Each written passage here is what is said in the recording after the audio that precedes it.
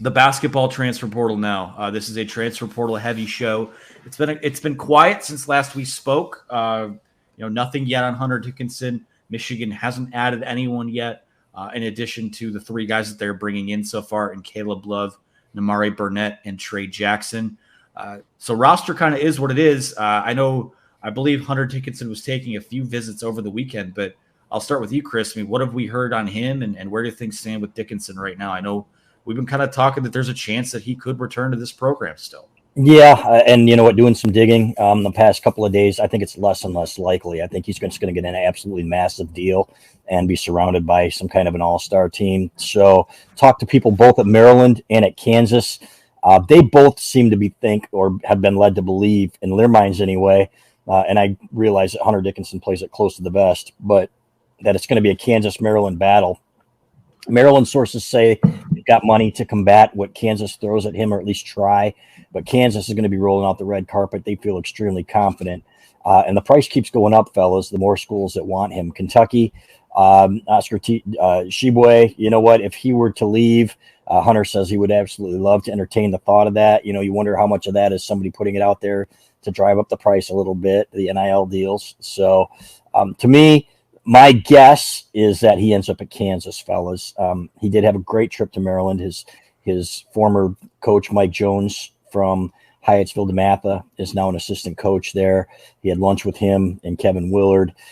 But Kansas is going to do everything they can when he's on that visit on Thursday. I do believe that we will know possibly by the end of the weekend where he's going to be. Now, Michigan was supposed to get the last shot to wow him, but I think even Michigan, some at Michigan anyway, know that, he'd have to take call it a pay cut if you want to come back and play in Ann Arbor, which is disappointing. And you know what? You wonder how much of it, Clay, is the hold off on Olivier Kamwa, because we know for a fact that he is leaning heavily towards Michigan. So maybe it's when Dickinson decides that maybe the Kamwa comes in. Hey, I would say this to Hunter Dickinson. Jim Harbaugh took a pay cut. It worked out for him. But no, I mean, Kansas is always that team, right? When you're recruiting a kid, and I'm sure coaches across the country probably feel this. Kansas is one of a handful of those programs. You know, Memphis back in the day, Kentucky has something in common with Memphis back in the day, that sort of thing. You're recruiting a kid, and then you see that Kansas offer go out, and you probably get a pit in your stomach if you thought you were going to land him at a clean school like Michigan, which, you know, has established that. You look at John Beilein, cleanest coach in the country. That's why when Jalen Wilson gets out of his, NLI, you hear the rumors that he didn't really give Michigan much of a chance at that point once Juwan Howard was hired. I mean, you just see this happen. So Kansas really, really scares you. I will say I did see him. I saw the pictures of Hunter on his visit to Maryland. I saw his picture when he was at Chick-fil-A at Georgetown. He didn't look too enthused at Chick-fil-A at Georgetown. I was surprised. And then I saw some Georgetown fans that were like, this is the best we can do. Why don't we take him to such and such place? They're in D.C., for God's sake. So who knows? Maybe the experience wasn't all it was made out to be. But we shall see. Michigan having the last pitch potentially, I think is big, because he does still have some things that he really cares about at Michigan, a lot of ties, as they would say. And, that could be a factor as well. But, yeah, I wouldn't expect it at this point. If you're Michigan, you're happy that you have a chance, I guess. But at the same time, you got to fill out the roster, and you can't be waiting on a guy. You're going to wait for him. You're going to make room for him. But you got to be proactive as well. And I think Michigan and Juwan Howard have done that. So we shall see what happens in the Hunter Dickinson. I think when he gets there on Thursday, it'll be interesting to see what's kind of coming out of that visit to Lawrence. It's going to be interesting. I mean, once dollar bill gets involved, then it's a game changer. So let me ask you this. It's a question that just kind of popped into my head here. You're losing Kobe Buffkin. You lose Jet Howard. Probably going to lose Hunter Dickinson. You make the additions that they have, and potentially, let's not even think about the additions they could still make. Is as constructed, do you feel better about this basketball team as of April 17th than you did, let's just say, April 1st or March 30th, whatever the day was that Hunter went in the portal? That's a great question. The algorithm for On3 is such that in the portal, such that they basically say how your team fared against what you would have had, and is it a net positive, net negative? Michigan's 13th, and I was thinking, that seems about right, because with Jet Howard, to me, that just wasn't working, and I don't think that would have worked any better a second year. I think his heart was in the NBA, so could he have improved? Absolutely, but when your heart's not in it, and it just didn't feel like it was, it just felt like he wanted to be somewhere else. Fair or not, that's just my take on it. Then it's going to be really, really hard, and it's really going to be hard for your teammates to trust you as well. Losing Bufkin is obviously a blow. I think Namari Burnett is an underrated addition. I really do. I think this kid's going to be a great teammate, a great defender, and I think he's better offensively, potentially, than a lot of people think he is. So, again, these kids all have to get into school. I think Trey Jackson was kind of a surprise. Maybe he can help them in some ways. Caleb Love, if he's here, again, you know what? These guys, again, there are a lot of moving parts here. Some guys are going to have to take classes. Some guys are going to have to take more than others. Are they going to be willing to do it, type of thing, when you've got so many people coming after you, NIL deals and everything else? So we'll wait and see. But as of now, it's almost a wash to me, and it really depends on how these guys mesh too, because you're putting a bunch of kids together that don't have the chemistry of a team, for example, that would have played, another year together. And they're just starting to figure out, Doug McDaniel's starting to figure out guys' tendencies and things like that. You're going to be relying more on talent. So just pure talent. So if you throw Kamwa into the picture, then I think that, I feel pretty good about it. Terrace Reed is your center. Kamwa, Namari Burnett, Caleb Love, Doug McDaniel, maybe. That's a potentially explosive starting five. Still a little bit limited on the shooting, obviously, but potentially really fun to watch, at least.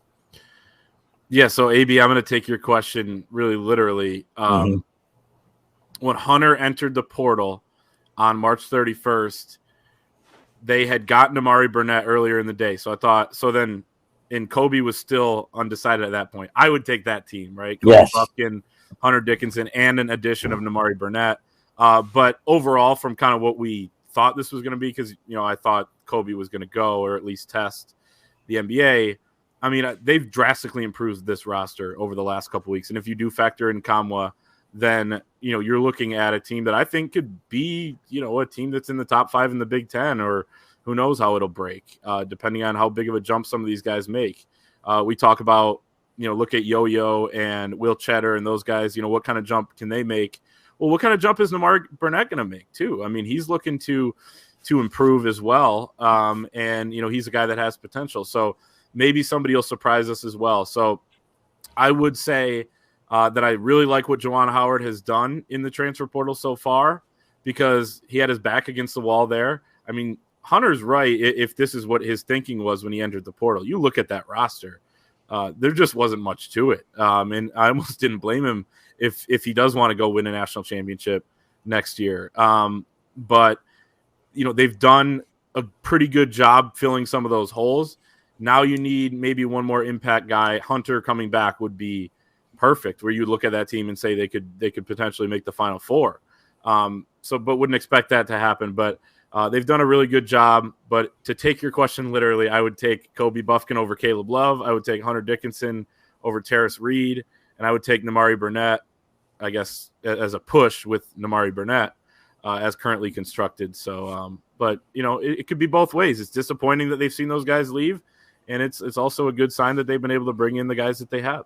Here's one, guys. Would you take Namari Burnett over Jet Howard? I don't know. It's a tough one.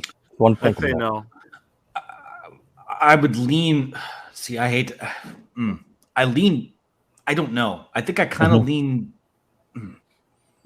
I don't know how I feel about that. I'm on the spot on that one. We'll tackle that one next week. We'll think about it. Yeah. I will say defensively, which is where Jet Howard was non-existent. Namari Burnett is going to give you a hell of an effort. I think there's no question about that. Team chemistry, I think it's better, frankly. And if he can provide some of the scoring that I think he can, and we've seen how he's working. Clay put up a video. Clay finds every video of every kid everywhere, it doesn't matter, folks. I mean, that's why you need to be at the Wolverine.com all the time.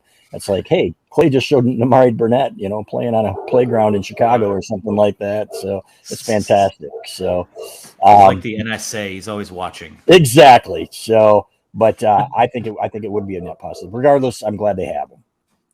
Yeah, and I guess my last thing on the roster would be, I mean, I think whatever configuration this winds up looking like, shooting's not going to be a strength for them. It's probably going to be more of the, let's muck it up a little bit. Let's bite some kneecaps off, so to speak. Maybe that defensive, maybe Juwan calls up Brian Dutcher and says, hey, tell me how to get my team to play defense like yours does. And he's kind of constructing it like a Brian Dutcher team or a Steve Fisher team. He kind of like those San Diego State teams. It could work. You're going to win a different way. Yeah. I think the fact of the matter is they will go I think they're going to have a talented team. It's going to be, how do you push the right buttons? How do you get these guys to buy in? I think, to me, talent, no talent, however you felt about last year's team, that's ultimately what it came down to.